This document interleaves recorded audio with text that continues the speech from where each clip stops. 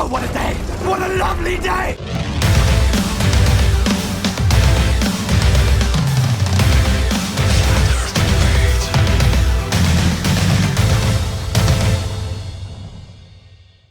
Welcome to Flat Earth Debate Live.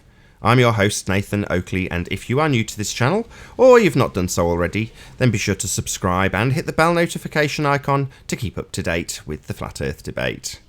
If you'd like to join the community debate, then go to nathanoakley.com and check out the Flat Earth Debate forum. If you'd like to support this channel, there is a super chat that runs alongside each of these shows while they are live. There's also a PayPal, Patreon and crypto link in the info box below the video. Most importantly, if you would like to join the discussion, simply mute the page you are currently watching, then click the link in the info box below this video to join the panel and express your views on the shape of the Earth. If you do join, please don't swear. If you do, you'll be ejected, and if you are, please don't try to rejoin the stream using sock accounts. You'll be warmly welcome back on the next stream. Please also share the show on Facebook and Twitter. Sharing the show obviously increases the live audience, but this in turn increases the chances of a more diverse panel, so please share the show. And one last time, if you're new to the channel or you've not done so already, be sure to subscribe and hit the bell notification icon to keep up to date with the Flat Earth Debate. Now, we are joined by Slick James Johnson, Sleeping Warrior, and Paul. Good to have you all. Yo. Good morning, good morning. Good morning, good morning. Any signs of curvature? Fuck all. Sorry. No swearing. Any signs of axial rotation? Only in pseudoscience. What about evidence of a self-perpetuating molten iron core at the centre of a presupposed spherical Earth? I always hold out hope for that one. Only in pseudoscience. Any evidence that you can have gas pressure without a container for all those who believe in the vacuum of space? Or the sky? Only in pseudoscience. A lot of similar answers today. What about the distance to the sun? Definitely in pseudoscience. What about any evidence of the R value? Only in pseudoscience. Okay, well, let's start qualifying these. Any scientific evidence of gravity? Definitely none. Well, that was quick. That concludes the housekeeping. No scientific evidence of any of this stuff then. Honestly, I've been having a back and forth with Conspiracy Cats on one of my videos, and he will not accept that his version of gas pressure existing next to a vacuum is pseudoscience. He says that I'm simply dismissing it, right? I'm dismissing his explanation. I'm not dismissing it. I'm showing him that it's not actually a credible citation, because you can't have gas pressure next to a vacuum of space. You can't have it. So when I point out that his explanation is pseudoscience, he calls me a science denier. Well, I'm not denying your science. I'm pointing out that your science is flawed scientifically. It does not comply with the scientific method. There is no science for a gas pressure existing within a vacuum without a membrane of some kind, and he will not admit it. And I'm like, you're a teacher. Why would you not accept the science that otherwise works in all the other aspects of gas pressure, containment, but for some reason it doesn't work against the Earth? Why would you do that? He just won't accept that the criticism against his vision is pseudoscience, is a credible retort. He thinks that I'm a science denier and he won't accept it. So my question to everybody watching is, well, who is it? Which is the wrong person? Is it that I'm denying science, or is it I'm pointing out pseudoscience and pointing out that it's fallacious to accept that that's actually a credible position? Because it clearly is not. There's a distinct line between explanation and demonstration. So demonstrate gas pressure without a container, and we might accept the explanation that came before the demonstration, but with just an explanation, it's just rhetoric. Correct. Morning. Hey Earth, Flat Earth, how you doing? Hey, good, thanks. Okay. Hey. So we had a super chat for $10 yesterday, Anthony, that was asking specifically where you're at with your education stuff. Can you fill us up to date? You haven't been on for weeks. So the education, I've had a meeting with them, and what they've said to me is you need to get proof of a conditional acceptance with another university, otherwise you're getting kicked off. And I've said you're not going to be able, even if I can't or don't, you're not going to be able to kick me off. I said you've got a contractual agreement to be able to provide the service. I said, so let's just say for now that I don't have one. And what I've done in the meantime is applied for three different university establishments. I did get a conditional acceptance from one of them, but when it came down to it, they couldn't find a suitable teacher. Now, this is valid if you don't take my money off me first, because if you don't, if I submit the information and then you take the money off me, then they're going to be in trouble. But in the current institution's case, they didn't ask me to provide anything to do with the course itself. They just took the money off me. Well, that creates a contractual relationship between scholar and master, and that is actionable in court. So even if I don't find one, they've already accepted that I can do this course. So I've said to them, well, why don't you proceed on the basis that I do not? In the meantime, I will actually do it. But if I get the conditional acceptance that you seek, then that's not going to look good for you, is it? Why don't you act impartially and do what you think you need to do? And if that means kick me off, then kick me off. So it was the meeting was concluded by saying that get yourself the conditional acceptance from another university, and if you can, then we'll keep you on. If you can't, within a month, then you're gonna have to. Well, we'll reconsider the position in a month. They didn't say you'll have to go. They just said that we'll reconsider, and the month was up. The month's up tomorrow. I still have the 3 applications in, and they're asking me for different documents to support the application. I'm just literally responding to one of them now, but as it stands, there's nothing changed yet. They're trying to, I don't know, I'm not quite sure what they're doing at the minute, but they've still got to make the decision, and it's going to be in the next week or so. So I guess it's just a case of watch this space. But potentially they could end up in court with you, right? Yeah, that's the next thing. If they do kick me off for breaching their agreement with me, it wasn't a prerequisite that I provide any documentation for what I wanted to do beforehand. Now, it was with this one particular institution that I asked for, and consequently, the 3 that I've recently applied for, they've also, all of them have asked for a proposal. But that's at doctorate level. So doctorate level is higher than masters. Masters is not that high. It's only just above degree. So maybe there's a different level of formality required for doctorate. But in any event, my current institution didn't ask me to provide any proposal before taking the money. Well, the minute they take the money, that binds both parties to their contractual obligations, and it clearly states in the proposed medium or in the what's it called? Yes, hello Jazz, how you doing? Very good to have you. And also, hello 10th man. Good morning. G'day, Nathan. How are you? Very well, good to have you. So basically, what it's because they didn't take a proposal off me before taking my money, then the proposal that they need to kick me out for now doesn't exist as part of the agreement. It comes after the event, which is going to be a problem for them to rely on. I don't think they're going to be able to kick me off, but they don't think that they've got a suitable supervisor, so it puts them in a position. So it's like, well, that's going to cause them a problem, and they don't know how to deal with it just yet. But watch this space is the position. I should know within the next week. Thanks for the update, but still, it was a similar position last time. It's just got a lot more serious because last time it's like, right, well, I've just sent my email off to them saying, well, tough luck, we're contractually bound here, which is essentially what you've just said there. Shout out to Colin Turner for the super chat. Also, Agent Dubsky for smashing the super chat before the live show even started. Thank you very much indeed, both of you. Really appreciate your support. Good to see Sleeping Warrior back on the panel. It is good to see Sleeping Warrior back on the panel. He's promised me many times he'd come on and then not. So I'm really pleased to see him, and it's good to get an update on the education stuff because I didn't know, and now I do, and now you do. So yes, it is good. I was busy I've got a house that I'm trying to put, well, it's on the market, but I've had a couple of people that come around to view it and wanted certain things, so I've had to do certain things on the house in the last couple of weeks, and it's just been busy with back and forth, and to be honest, I've been either exhausted and I didn't want to come on. And I'm quite happy to sit in the background and listen. The panel's full all the time now. I don't really need to be here. At the beginning, I was here just to poke some bears and see if we can get some conversation, but the bears have all dried up now because of the success of the show. But I realize that I don't really need to be there now when we've got new people that want to speak, that want to have their side, their 2 pence worth.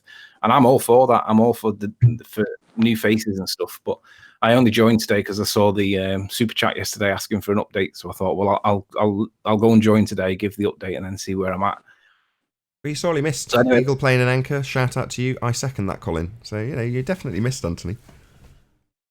Yeah, I'm going to stick myself on mute while I respond to this email because one of them's just come in from one of the institutions. So Oh give me wow, 15 okay, minutes. cool. Well, thank you for the update. No worries.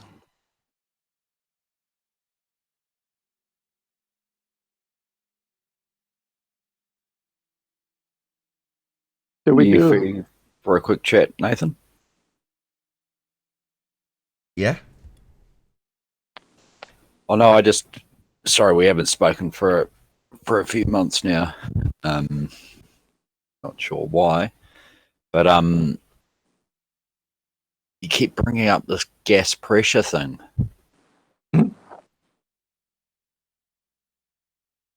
Yeah, we do. Arwen, how are you? Doing great. You? Yeah, good, Arwen. Haven't spoken for a while either. Put yourself on mute, 10th man. You're just causing a bit of crackling. Oh, you have done. Sorry. No, but the old gas pressure thing where the Earth isn't in a gas pressure system. So we don't have gas pressure. Yeah, we do. I'm breathing it. No, we don't. So I'm not breathing gas pressure right now. You're breathing atmospheric pressure. Yeah, gas pressure. No. So it's not gas at pressure. It's not gas pressure. You're just wrong. Can we just end this conversation with you accepting quickly, rather than embarrassingly much later, that you're just wrong? That we do definitely have gas pressure. Nathan, are you inside a tyre? Effectively, yes. Effectively, yes. That's our point. No, effectively, no, you're not, because why would airliners have to be pressurised? Because it's lower They'd have pressure no up reason high. to be.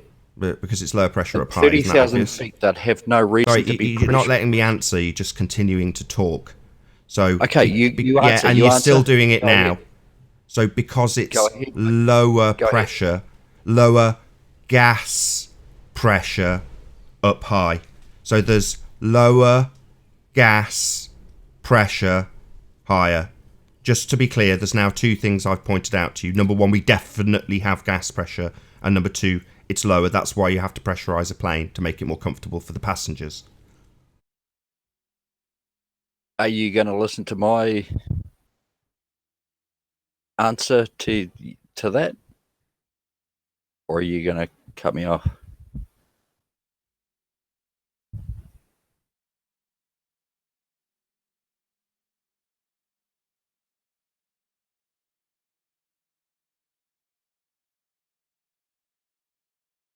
Should I begin to answer, or What if you like, go ahead if you want to. if we're in a contained system, you're in a tyre. It doesn't matter if you're at the rim or the outside of the tyre. It's the same pressure. No, we are in a dynamic system. Nathan, look up atmospheric pressure. We lose 2 hectopascals per 1,000 feet. What of what? Gas pressure that you say we don't have? The international standard atmospheric pressure is 1,013 hectopascals at sea level. Every 1,000 feet we go up, ascend from sea level, we lose 2 hectopascals per 1,000 feet. Can I ask a question for a moment? Hold on, Arwen. Is atmospheric pressure Arwen, consist of I know gas he's slow, pressure? but Arwen, sorry. Go on, Jazz. Did you have a point? No, Owen was asking a question. Well, you hadn't made a point. Go ahead, Owen. You hadn't made a point. You just stated the obvious. Okay. I have so made a point. You could what's do your the point? math Well, on a calculator Arwen, right thanks. now as Owen's asking the question. yeah, Go ahead, I'm Owen. asking the questions. Do you have a point? It's in every aeronautical textbook in history. So your point is pressure decreases with altitude, like my demonstration with the plane earlier. Yes, I think we're both aware of that, Jazz. So, Nathan, you just said pressure decreases with altitude. If we're in a pressurized system, pressure would not decrease. It would be equal from the surface to wherever your capsule Yes, is. you made that point again. That would be the second time you've made that point. Now, I would like you Exactly. to... Yeah, now you're So- talking over me. Yeah, I'm going to repeat my response to that and Go see ahead, if Nathan. you do the same as you've been doing, which is interrupting me while I leave long gaps for you to say or make a point. So that point's already been addressed. I doubt you can remember what I said. So I'll repeat it. I'm making yeah, and now you're interrupting me again. Is this the only globehead tactic we have on this show now? Where Nathan speaks, you speak as well. I left huge pauses for your dumb, slow ass to make a point. Now I'm talking. So shut your stupid, slow mouth, listen to the response for the second time, and try to address it, Jazz. Don't talk! Does that not make sense? Within 15-second sentence, you can't help but disagree with the very sentiment of my point that I need to talk unimpeded by you. So shut up, listen to the repeated answer. That means don't talk until you have listened to the point and understood it. Preferably to the point you can repeat it before addressing it. Okay, Jazz? Given this is the second time I'm going to say this point, I will expect you to repeat it before addressing it. So, Jazz, yes, sir. There he goes, talking again like the complete retard. This is the problem that it seems is an affliction of many a globehead. They have the same problem that Rumpus has, which is that if something takes more than 15 seconds to say, they can't help but talk. This is a cognition problem demonstrated yesterday by Rumpus, who is also illiterate and cannot read. He's also suffering from an affliction where he cannot keep up with his own mouth. So, I'm going to have to take these toddler retards by the hand and tell them very sternly to shut up! Do you get me, Jazz? Get the fuck on with it! Yeah, I am being interrupted, and now I'm taking a toddler retard by the hand and saying, are you capable of listening to a repeated response? That's a question. Yes, get the fuck on with it. Don't swear, just listen.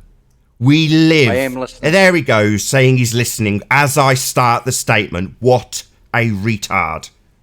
I'll try a third time. Let's see if Jazz interrupts again. We live... Hang on, Nathan, hang on. Get out, you complete wanker. Get out of my hangout. I will make my point without you here, you total buffoon. You don't interrupt me for humorous reasons when I'm destroying your point. Yeah? You fundy zealots don't have to like me demolishing your point, but from now on, if you interrupt me, I'll just kick you. Yeah, especially when I've had to raise my voice to an intolerant Aussie retard and point out that he's non-stop interrupting something that's already been said to him and he has completely ignored. So we live in a dynamic system, Jazz. Go and look it up, then come back with an address to it. Till then, sod off.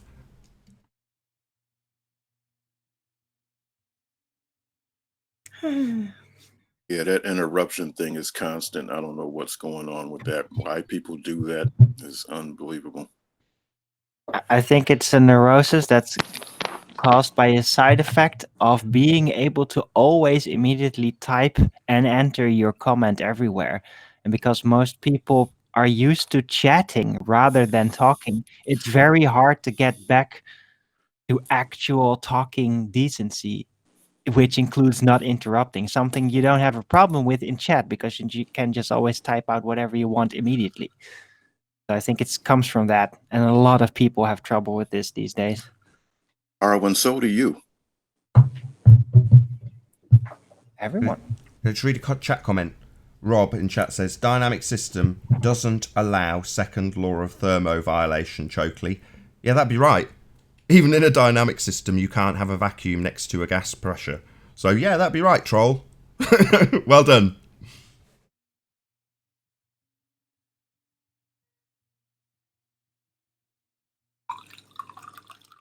Hey, Nathan.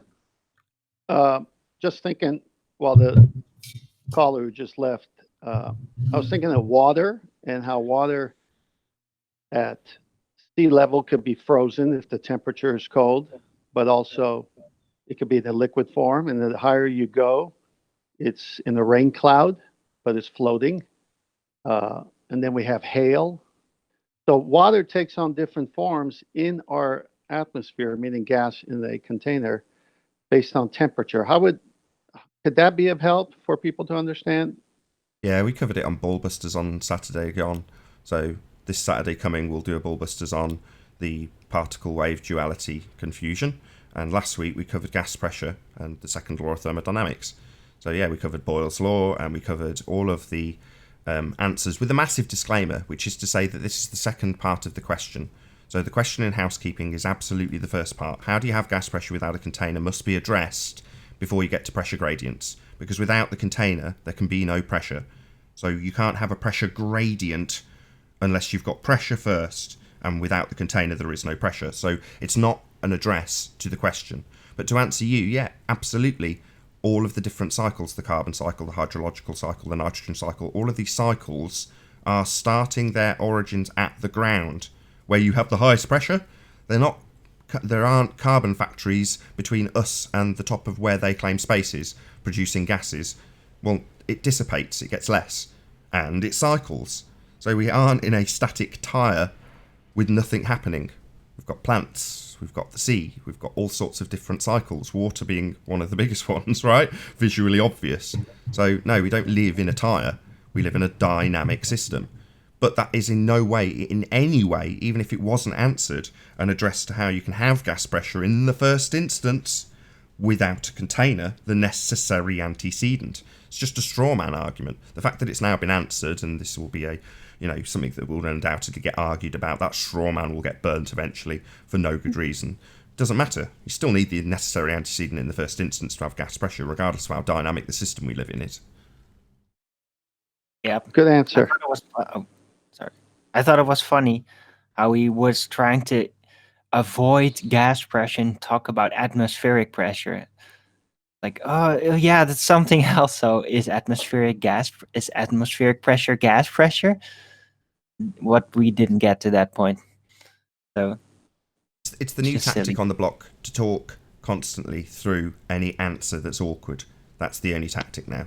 Rumpus has basically taught a whole crowd of people how to disrupt and obfuscate a damaging point or an address to any question, and they've all just taken on that tactic I don't think it is because of the chat feeds that go by. I think it's just by way of watching others do it and see that it's relatively successful. In other words, you won't be left in a position where you're basically giving us a nice little sound bite to put on a nice little trimmed out video to humiliate whoever's basically conceded our point, which they would eventually do. We are right. Yep.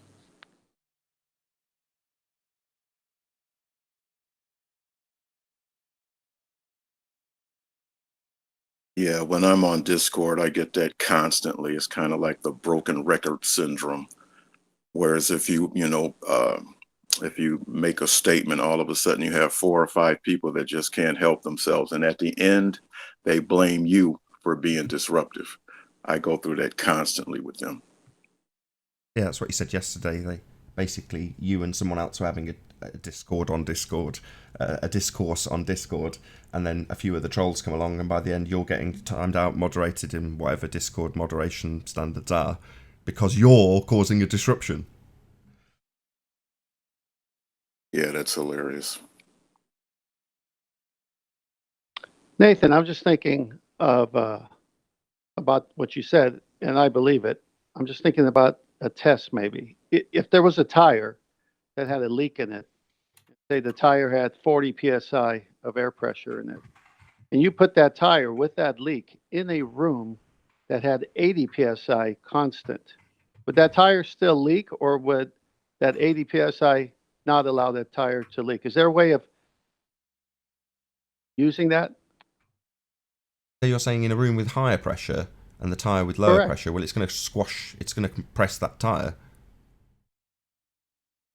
I guess in my mind, I'm seeing here on ground level, when I have a leak in my truck tire, a slow leak, let's say, over a few days, of course, the tire goes low, and then I get the air compressor and fill it up. But if the tire itself, where I'm at, is an enclosed container that happened to have had higher pressure around it or equal pressure around it, would that tire still leak and go low? Well, no, it'd be like a balloon. If it was at equal pressure, it'd be like a balloon that's got no air in it. It's just at equal pressure. The gaps inside of the skin of the balloon is the same as the outside, so it makes no difference. If you've got something that's physically compressible with a lower pressure inside it, then it will be compressed by the high pressure of the gas outside it, pressing on the outside surface of the tyre and not being repelled sufficiently by the inside pressure on the inside of the tyre, so it'll get squashed.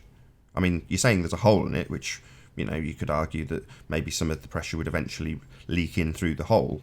It's no different to it leaking out at high pressure inside the tyre, to say that the high pressure outside the tyre, it's just the other side of the surface that's causing the barrier. But would it go through a hole? Yeah, eventually. Right. So when I put 40 psi in a tire, and someone puts a hole in it, it disperses because of the outside pressure being different than the tire pressure, because the tire pressure is more relative density, correct? Yeah, same as what we're asserting would happen if you had, which you cannot, a vacuum of the sky. The higher pressure, in the same way as you poke a hole in a tyre and there's a disequilibrium, there's a lower pressure outside the tyre than there is inside the tyre, so you have a rapid decompression via however efficient the decompression can occur through the hole. So if you've got a tiny little hole, it might be, as you put it, a slow puncher. All that's happening is over a very shortened period of time, every time one of those molecules hits the hole instead of the wall of the container, the tyre, it escapes through the hole. Well, that might take a long time for all of the gas to dissipate through that hole as it bounces around randomly inside the tyre. Obviously, if you've got a bigger hole, you're more likely to see the particles colliding with the tyre, bouncing off the inside rim of the tyre, and then onto the hole and out into the lower pressure system. So that would take a shortened time. If you put a big gash in it, you get rapid decompression, as it's because the molecules are high energy, they're bouncing around quickly, and they're going to get to the gash in the tyre much faster, and it's not going to take any time at all for the gas to reach an equilibrium with the pressure around it.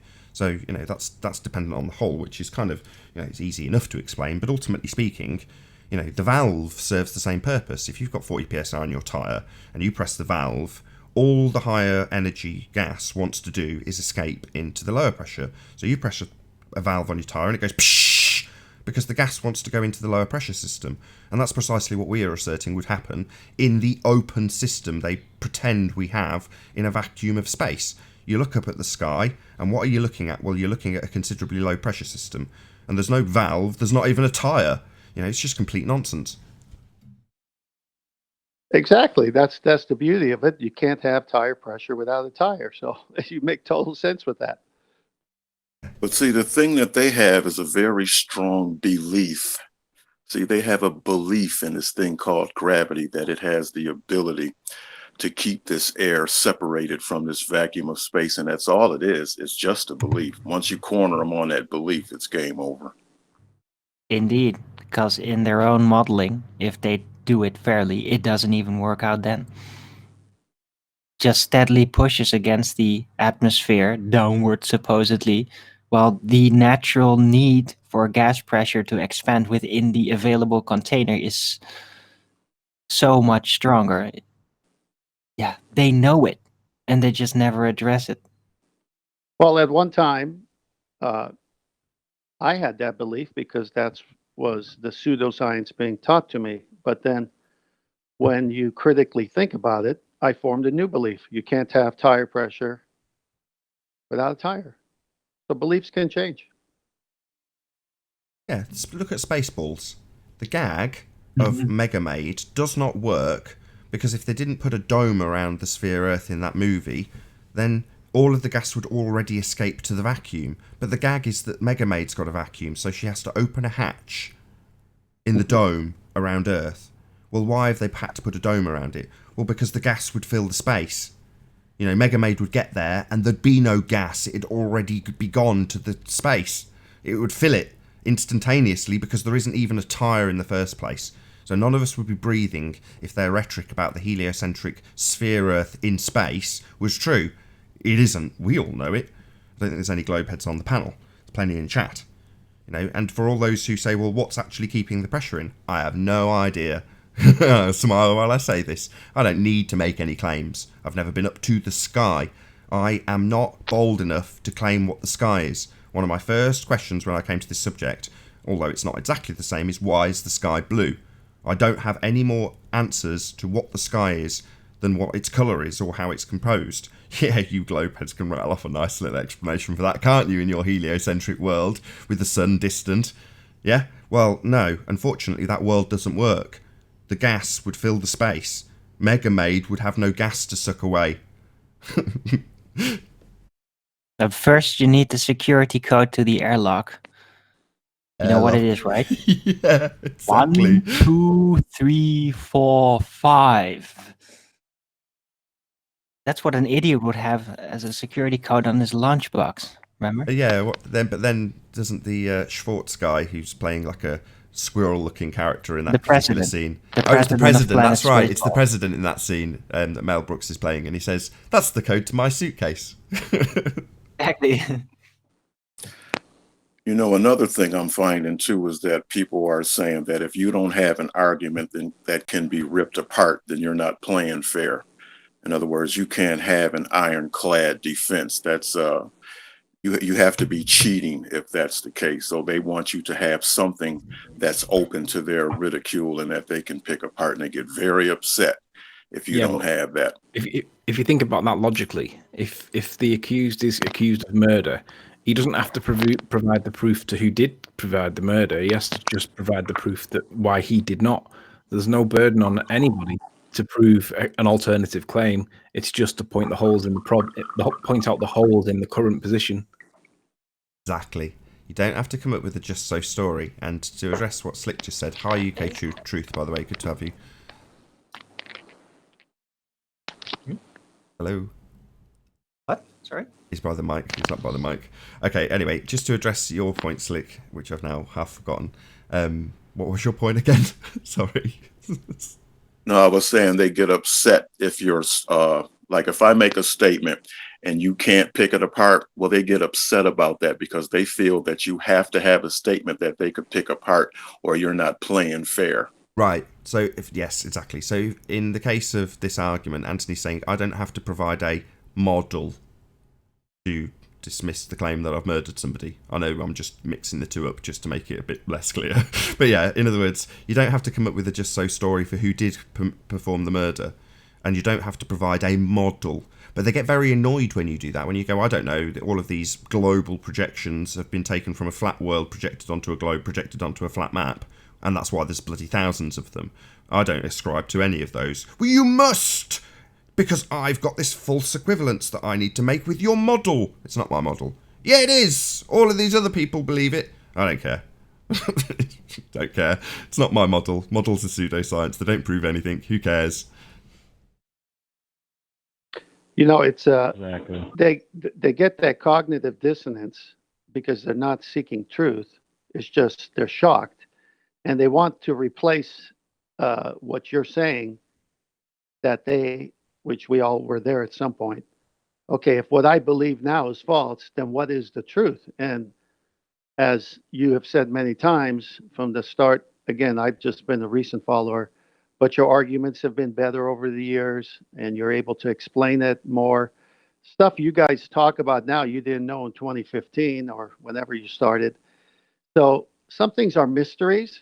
And so the globe heads, because if they were really seeking truth, they say, well, let me see your evidence why you believe it's a flat earth. But what do? They say, they start defending it, and they don't listen to the evidence. And then those that, like myself, I can only speak for myself here. When I first saw it, I said, interesting. Let me look into it. And then I just saw the evidence. And I said, wait a minute. If I've been taught a lie to begin with, and this evidence resonates with me right now, I could test some of these things. And I didn't have a problem replacing the lie with the newfound truth. But these globeheads do. And then when we tell them this, they say, okay, then what is it? Well, give us a few more years. We might answer a few more questions as we seek ourselves. But mystery doesn't mean that it's not there. Just because something's a mystery doesn't mean it doesn't exist. Shout out to Life is Short for the super chat. It says 266 watching. Shout out to Mega Maid. Can't have gas pressure without a volume.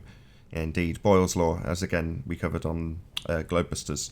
So yeah, you need a volume of a container for Boyle's law to apply. The same antecedent is always in play when discussing gas pressure. It's always about the container. Anyway, shout out to Life is Short. I got a quick story. I'm not a religious person, but I'm familiar with this story, and it's very interesting. But if anybody's familiar with the Jesus story, they'll remember that every time the people questioned him, they were always trying to get him with these I gotchas. always trying to set them up, always trying to make them slip. And, I kind of experienced the same thing with this I gotcha stuff, because it seems like that's what's constantly going on. You have to find a way to get me to slip somehow. And I just find it very interesting that those two stories kind of tie together. Are you saying you're Jesus? I didn't say anything of the sort. Hey, physics. Hi, Nathan. Well, Well- so it's funny you bring that up, because Hey, I was Chris. thinking. Hey, Nathan. Sorry to kind of cut That's in, right. but since Slick brought that up, it's funny to me because he's the one that is has all these answers and these beliefs and things and experiences. But just a couple of days ago, when 10th Man said he's experienced the mirror line in water on a boat that he used to own, Slick's next response was, "Well, how do you have expertise in that?" So now we go from beliefs to needing expertise. So Slick, you kind of caught your own self up in that mess of word salad. Okay, so would you say that that's a gotcha? I'm saying you caught your own self up. Call it what you want. You asked for experience. 10th Man said he has experience on the water. He used to have a boat. And then you ask how he has expertise in that. So what's your point? My point is you're all mixed up. Which do you want? Do you want experience or do you want expertise? That's my point. Okay. So is that a gotcha? Is that kind of like a little victory for you? No, hold on. Let me just clarify. He's asking you, just so it's less, or seemingly less confrontational. He's just asking you kind of what path are you on, what are your end goals, what are you trying to achieve. If what comes across the audience is that you're confused in what you're putting out, that's what he's trying to get at. I think, Chris, is that correct? Okay, I think I got it now. Okay, so no, when I'm asking him that, what I'm asking him is this based on some knowledge that he has, or is this just coming from a belief? See, I'm trying to distinguish the difference between a belief and actually knowing what's going on. But he experienced it on his boat. What did he experience? The mirror, the water, the mirror reflection and refraction that covered the bottom of the boat. And what did that mean? I can tell you. Tell me, what did that mean? When you speak the way you speak, we have to try to get to where we can't say the word believe to you when we remark back. No, So sorry, I've got to stop. That's not what he's asking. Just so this stays on track, the conversation between Chris and Slick. Sorry, yes, that might be a valid point, 10th Man. What he's saying is, what did the mirage prove? What did that show? What's the end conclusion? That's Slick's question. So I just don't want that to get lost in your describing how Slick's behaving. I'm sorry. If you can hold on to it, feel free to ask in 5 minutes. But he's asking Chris specifically, well, what's the point of that? I.e. the mirage line and what he experienced. I'm sorry. I just thought there was a transition to me when I said I could answer that. Possibly, but I thought you were directly going to address Slick's question, which is what's the result of people experiencing this mirage line? So, but you were straight into, well, how you're behaving, Slick, is X, Y, Z. Well, let me rephrase it so that I could get right to it then, because I was trying to be more detailed so it would make more sense. I believe what I saw. Exactly. But he did see it, Slick. But what's the problem? What's the issue here? He did see it. It did happen. Maybe he's even got a photo of it. So what's the problem? Well, no, he said, listen, the only thing that I'm saying is when you take a look at these photos and you make a declaration based on your belief, that's why I ask, how can you verify this? Is this just a belief or is this something you have verified? So that's what I was doing when I'm asking those questions. Okay, well, hopefully this will draw a line on this. When there's a picture of something, I thought we covered this yesterday, if you're declaring the obvious, so for example, on screen now, will anybody disagree with me when I say, I believe that there's running water in this picture? Hands up who disagrees with me. Is that not just stating the obvious? No belief required, really. Yeah, but do you also agree that running water is not a contentious topic? That's my point. I'm saying that if you're seeing a mirror line, let's make it slightly contentious, and you say mirror line, that's acceptable because it's patently obvious it's in the picture. Yeah? Now, cause of mirror line, that's a different assertion. That Right. requires And belief. and those are the questions that I'm asking when they say I'm asking what's the cause of it, because what they're saying is that mirror line shows a flat earth. So I'm questioning how are they coming to that conclusion? Excellent, we're back on track. So Chris, if you're there, that was why I stopped 10th Man, because that was the kind of the concise point that Slick's making when he asks, well, what's it proving? What's that tell you? Yeah, and I don't remember the full context of the conversation. I remember we were looking at a picture. It showed a mirror line. The man said it was a mirror line. Slick asked how he knew it. 10th man said, I've experienced it on my boat. And then Slick asked what expertise you have in determining if it's a mirror line. That's sort of how I remember it going. But Well, that's okay, but you're remembering it incorrectly because that's not what happened. okay, I'll have to listen back because I think that's what happened. It wasn't. Do you believe it wasn't, or do you know? Shout out to Eagle. I don't have a belief system. There's the word of the day. Is that continuous? I can't see it with the glare. I think so. Thanks for the super chat, Seagull playing Nanka. Really appreciate your support. Why do you? Oh, contentious. Why do you? Sorry, I see it on the iPad now.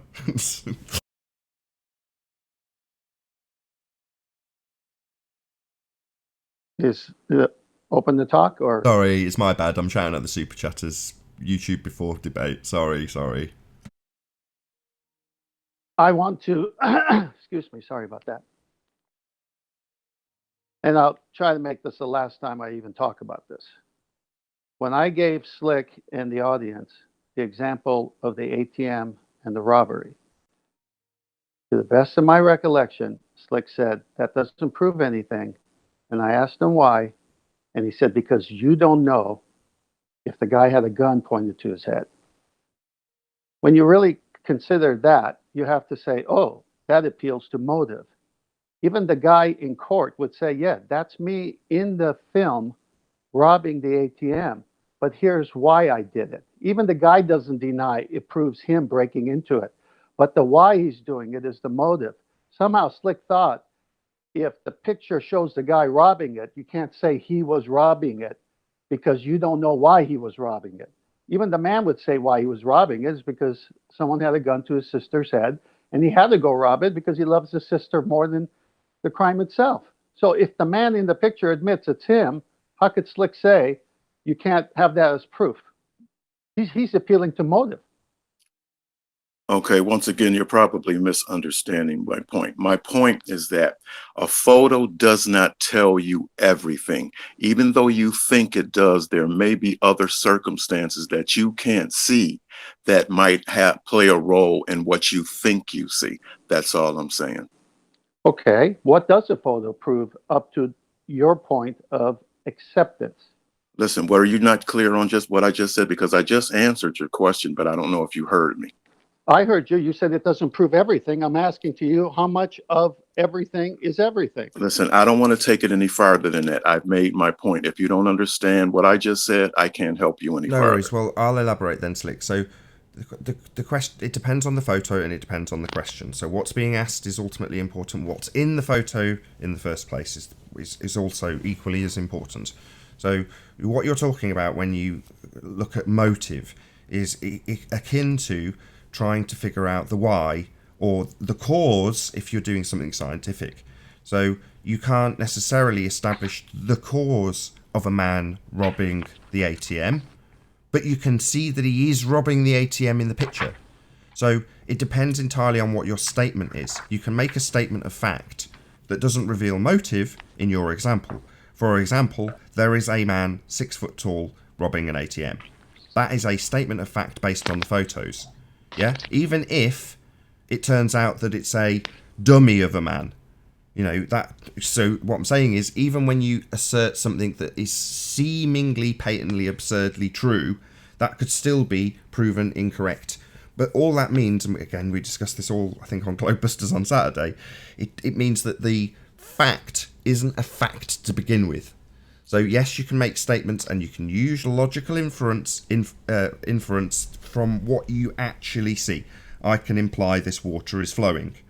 Now, if it turns out that this was actually a CGI composite made by CGI Ranty, and I was just fooled, then my statement of fact was just incorrect to begin with. But all things being equal and no deception being implied, I can make certain logical inferences just from looking at the picture.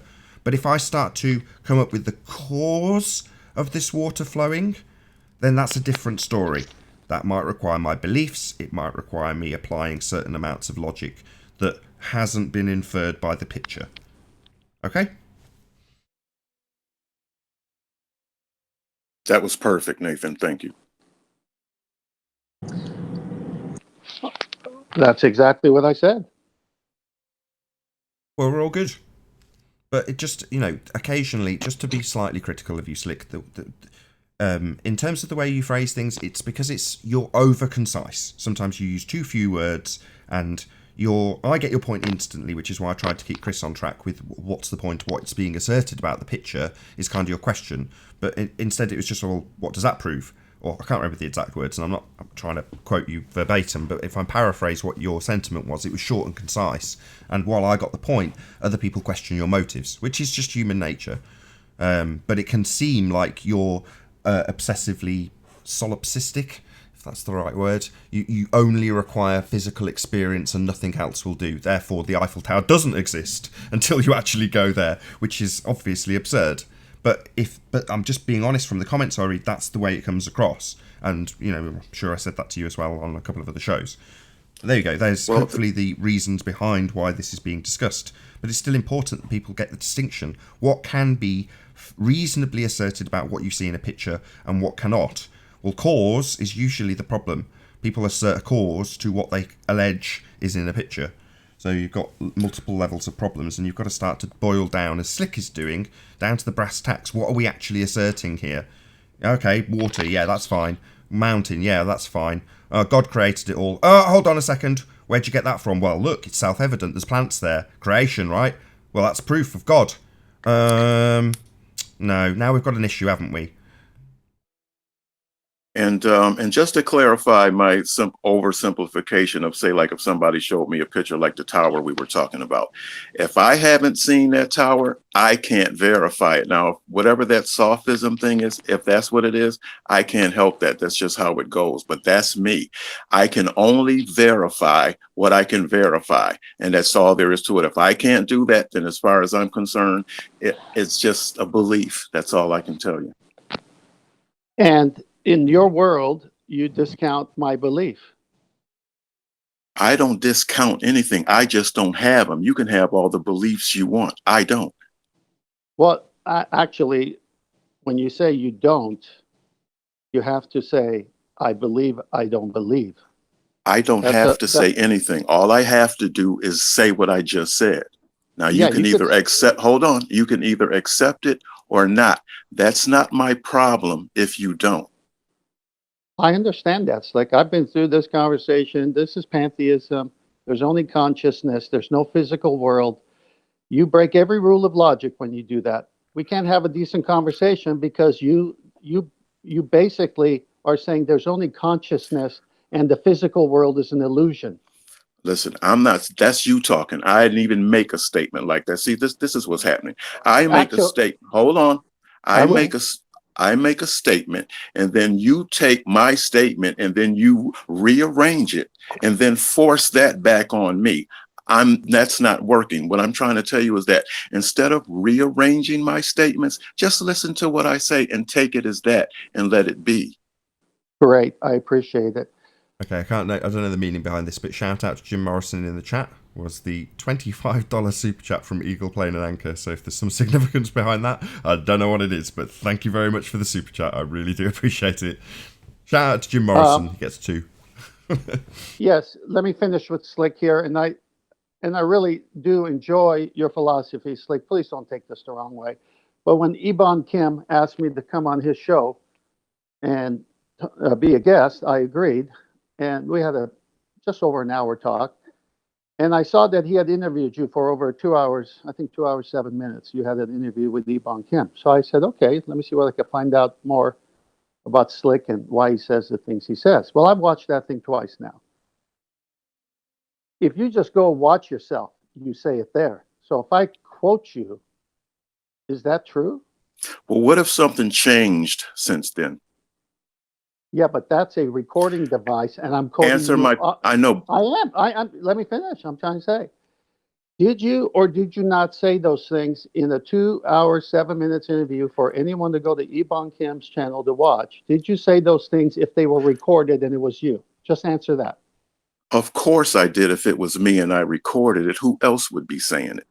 Exactly. So then when I quote you from there and I say, this is what Slick says, do you want me to go back and give you a minute and second, Mark? I will if you want.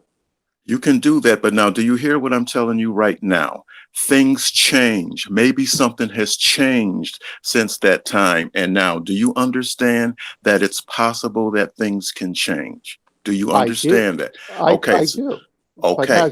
But has your statement on belief changed from that time? Yes, apparently it has.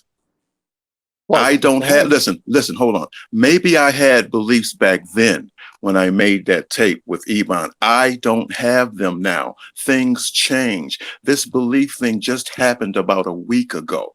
That conversation I had with Ebon was 2 or 3 weeks ago. Do you understand the difference? Things change. I don't have a belief system at this point in time, period, not whatsoever. I don't care what recording you have, whoever tells you, it doesn't matter. Listen to what I'm telling you now.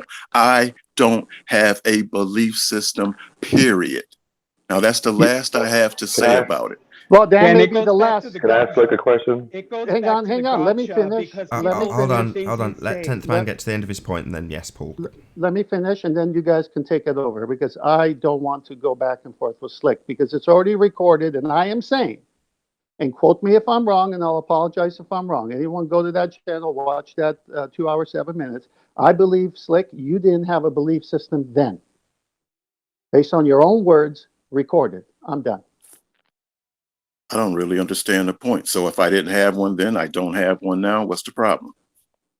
That's the point of my statement.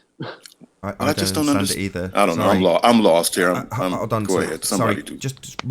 Maybe rephrase your point again, 10th Man, because I lost the point at the end there as well. Sorry. All right.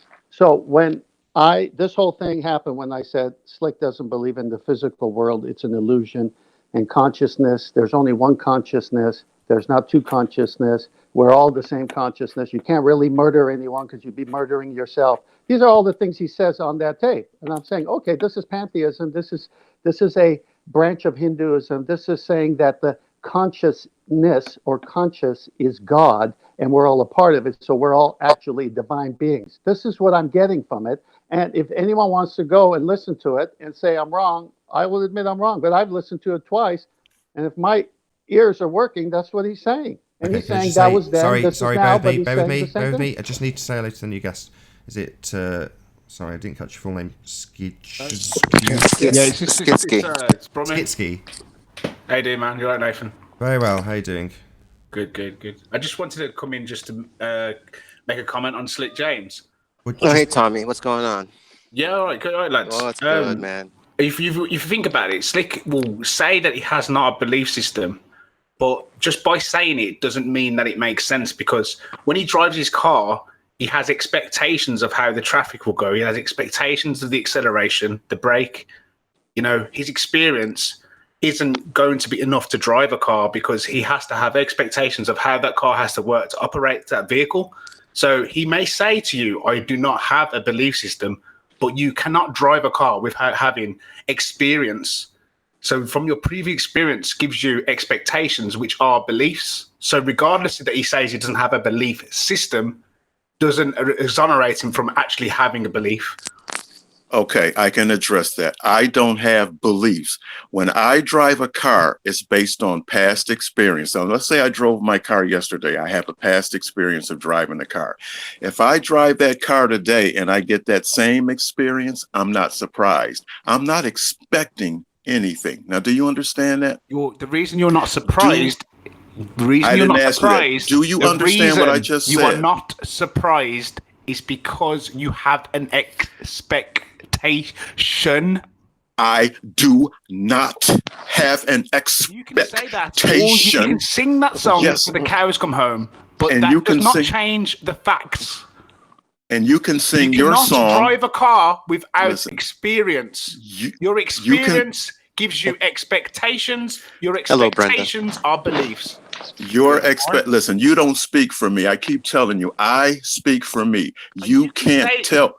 Listen, stop cutting me off. You can't speak for me. Let me finish and you can say what you want. And I'm going to say this one last time and I'm going to go on mute and let you say anything you want. You can't tell me anything about me, period. Only I can. So whatever you say I have, it means nothing because it's what I say I have that counts, not you. I'm going on mute. It doesn't matter what you say. You can sing the song till the cows come home. It doesn't change the fact that you have expectations. Expectations are beliefs. You can sing that song as much as you want and trigger people to try and explain to you how you are wrong as much as you want. All you're doing is demonstrating how much of an invalid you are. Yeah, an expectation is a belief. And with that, I'm going to say a huge, massive, enormous thank you to all of the debating panel for making today's live debate possible. If you're watching this on the Nathan Oakley channel premiering stream, then stay tuned as there will be an after show to follow. Unfortunately, if you're watching this live on Nathan Oakley 1980, this is where we bid you farewell. So I'll also say a massive, huge, enormous thank you to all of you watching in the live audience for smashing the super chat, sharing, subscribing if you've not done so already. If you need something to keep you occupied after this live stream is over, then go to nathanoakley.com and check out the Flat Earth Debate Forum to keep up to date with the community debate. I've been Nathan Oakley, and I'll see you all in the next video. Oh, what a day! What a lovely day!